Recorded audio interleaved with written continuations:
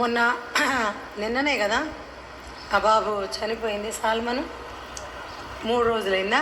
Salmon నిన్న బరియలేనట్టుంది.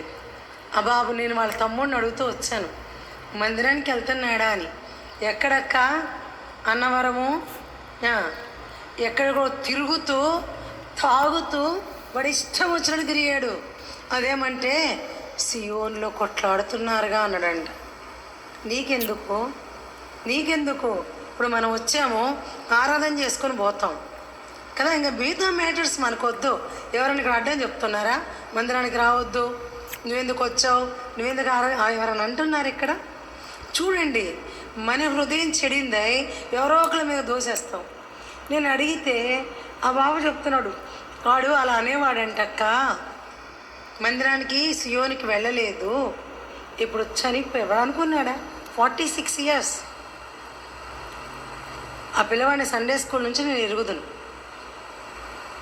అంత ప్రభు పిలుపు ఎప్పుడో, మన పోకడు ఎప్పుడు ఎవరికీ తెలియదు. ఎంత భయంకరం! యేసు ప్రభుని ఎరిగి